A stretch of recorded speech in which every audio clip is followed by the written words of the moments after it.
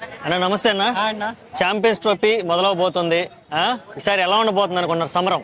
నిజంగా మీరు వీడియోస్ చూస్తారో చూడరు కానీ నిన్న ఇండియా ఇంగ్లాండ్కు ఊచ కోతకు వస్తే 20లో కానీ అండ్ ఇక్కడ కానీ పాకిస్తాన్ మీడియా వాళ్ళే మీరు ఫేస్బుక్ ఎక్కువ ఫాలో అయితే పాకిస్తాన్ మీడియానే అభిషేక్ శర్మని మెచ్చుకున్నారు. వాళ్ళ బాబురాజంతో పోల్చారు. బాబురాజం 20లో 20కి 5 కొడతాడు, 20 బాల్స్కి 5, 35 బాల్స్కి 20 కొడతాడు. అలాంటివి చూసి నేర్చుకో, 37 బాళ్ళకి సెంచరీ కొట్టినాడు అభిషేక్ శర్మ అని. నిజంగా పాకిస్తాన్కి ఇంత మంచి టీం వెళ్తుంది. వాళ్ళ ఒకవేళ పర్మిషన్ లేదు కాబట్టి వాళ్ళే నడిపిస్తున్నారు కాబట్టి దుబాయ్ కూడా వాళ్ళ హోమే అనుకోవచ్చు. పాకిస్తాన్ ఇంట్లో దూరి ఇండియా కొట్టబోతుంది. పాకిస్తాన్తో క్లీన్ షిప్ చేస్తుంది. ఎందుకంటే ఆ హిస్టరీ కంటిన్యూ అవుతుంది. ఎందుకంటే ఇంతవరకు ఏదైనా ఛాంపియన్స్ ట్రోఫీస్లో వరల్డ్ కప్ కానించి Under-19 ఏదైనా చూసుకున్నా, ఏ ఫార్మాట్ చూసుకున్నా ఇండియా ఇంతవరకు ఓడిపోలేదు పాకిస్తాన్తో. అదే హిస్టరీ కంటిన్యూ అవుతుంది. నిజంగా విరాట్ కోహ్లీ ఇంగ్లాండ్ టూర్లో కొంచెం గాయంతో ఉన్నారు కాబట్టి ఆయన జల్దీ కోలుకుంటూ ఈ పాకిస్తాన్ మ్యాచ్లో అందుబాటులో ఉండాలని మనస్ఫూర్తిగా కోరుకుంటున్నాం అయ్యా. ఓకే, ఓపెనింగ్ జోడి ఎవరు ఉండాలనుకున్నారు? రోహిత్ శర్మ, గిల్లా, లేదంటే రోహిత్ శర్మ, జైస్వాల్? అసలు జైస్వాల్ ఉంటాడా లేదా రేపు ఛాంపియన్స్ ట్రోఫీలో? జైస్వాల్కి ఇంగ్లాండ్కి ఓపెనింగ్ ఇచ్చారు మంచి. ఎందుకంటే ఎవడైనా ఫస్ట్ అంటే ఆడలేకపోతారు, మేబీ ఒక ఛాన్స్ ఇస్తారు కాబట్టి చూడాలి. నా అభిప్రాయం అయితే భయ్య, నాకు జైస్వాల్ గారు అండ్ రోహిత్ శర్మ ఓపెనింగ్ చేస్తేనే బాగుంటుంది. 20లో కూడా ఆల్రెడీ జైస్వాల్, అభిషేక్ శర్మ ఇద్దరు మెంటల్ నా కొడుకులు చేస్తే మొత్తం ఊచ కోతకు వస్తారని ఒక టాపింగ్. ఎలాగో జైస్వాల్ 2020కి వస్తాడు కాబట్టి ఇప్పుడు జైస్వాల్ అండ్ రోహిత్ శర్మ కూడా ఫామ్లోకి రావాలని, వన్డేల్లో కూడా 2020గా ఆడే సత్తా రోహిత్ శర్మ గారికి ఆల్రెడీ నిరూపించారు. ఇప్పుడు జైస్వాల్ కూడా అలాగే ఆడడంలోనే ఎక్కువ మిస్ఫేర్ అయింది. ఇంకా రేపు సండే మ్యాచ్ ఉంది కాబట్టి ఈ సండే మ్యాచ్లో కూడా జైస్వాల్కి గౌతమ్ గంభీర్ గారు ఛాన్స్ ఇస్తారని అనుకుంటున్నాను. ఇస్తే నిరూపించుకుంటే కంపల్సరీ పాకిస్తాన్తో కూడా దుమ్ము దురుకుతాడు భయ్య. మనకు ఇంకోటి బాధాకరం ఏంటంటే ఆస్ట్రేలియా టీంలో ఒక్కొక్కరు వెళ్ళిపోతున్నారనే న్యూస్ కూడా వింటున్నాం. కమిన్స్కి ఏదో ప్రాబ్లం ఉందంట, మళ్ళీ అతను ఎవరో ఆల్రౌండరు రిటైర్ ఇచ్చేసాడు. డేవిడ్ వార్నర్ కాదు, మన స్మిత్, స్టోనీ అన్న ఆల్రౌండర్ ప్లేయర్ కదా భయ్య, అతను ఇచ్చేసాడంట.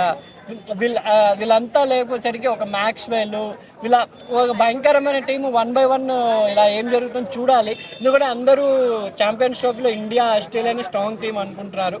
మెల్లగా ఆఫ్ఘనిస్తాన్ కూడా పుంజుకునింది ఒక స్ట్రాంగ్ టీమ్గా. సౌత్ ఆఫ్రికా ఎలాగో పాపం వాళ్ళకి ఎంత మంచి గేమ్ ఆడినా వాళ్ళకి పాపం వాళ్ళ లేడీస్ కూడా Under-19 చేజార్చుకున్నారు. నువ్వు వాళ్ళకి ఏందో అది పాపం ప్రతి ఈవెంట్లో వాళ్ళు ఫైనల్ దాకా వస్తున్నారు.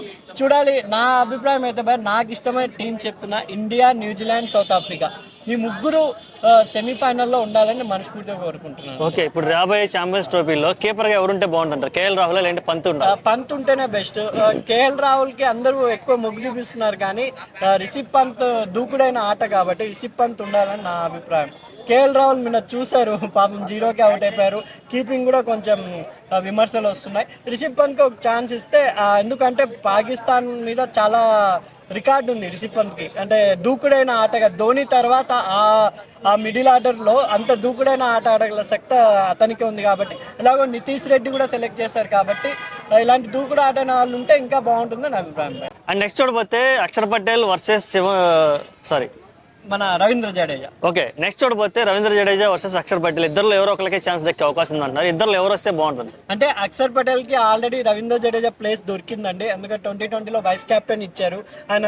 రవీంద్ర జడేజా గారు లేరు కదా, 20లో రిటైర్ ఇచ్చారు కాబట్టి ఆ ప్లేస్ ఆయన తీసుకున్నారు. వన్డేలో కూడా నిన్న ఛాన్స్ ఇచ్చారు కాబట్టి గౌతమ్ గంభీర్ నమ్మకంతో అతన్ని బ్యాటింగ్ ఆర్డర్లో ముందుకు పంపించడం జరిగింది. హాఫ్ సెంచరీతో నిరూపించుకున్నాడు అక్షర్ పటేల్.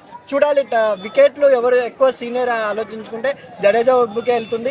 ఈ ఇంగ్లాండ్ ఇంకా 3 మ్యాచెస్ ఉన్నాయి కాబట్టి దీంట్లో వరుసగా సక్సెస్ సాధిస్తే అక్షర్ పటేల్, ఎందుకంటే 1 వికెట్ తీశారు, హాఫ్ సెంచరీ తీశారు, ఎకనామీ కూడా బాగుంది కాబట్టి అక్షర్ పటేల్ అండ్ జడేజా మధ్యలో టక్కఫార్ దొరుకుతుంది. లేదా ఇద్దరిని పెట్టాలనుకుంటే ఇద్దరిని పెట్టి కుల్దీప్ యాదవ్ మీద ఎఫెక్ట్ పడుతుంది. ఎందుకంటే అతను బ్యాటింగ్ చేయలేడు, బౌలింగ్ చేస్తారు కాబట్టి. వాషింగ్టన్ సుందర్ కూడా వీళ్ళిద్దరికి పోటీ ఉన్నాడు, బ్యాటింగ్ ఆడగలుగుతాడు అండ్ ఇది కూడా చేయగలుగుతాడు. ఇంకా ఆల్రౌండర్స్ కంటే మన ఇండియాలో నితీష్ కుమార్ రెడ్డి కూడా ఉన్నాడు, మన తెలుగు అబ్బాయి. నితీష్ కుమార్ రెడ్డి కూడా బౌలింగ్ వేస్తున్నారు, హార్దిక్ పాండ్యా కూడా బౌలింగ్ కమ్ బ్యాటింగ్ కాబట్టి చూడాలి. ఆల్రౌండర్లు ఎక్కువ ఉన్నారు కాబట్టి వీళ్ళిద్దరి మధ్యలో టక్కఫర్ ఎలాగా జడేజా సీనియర్ కాబట్టి అక్షర్ పటేల్కే కొంచెం ఎక్కువ ఛాన్సెస్ ఇస్తారేమో చూడాలి భయ్య. ఓకే, కట్ చేసి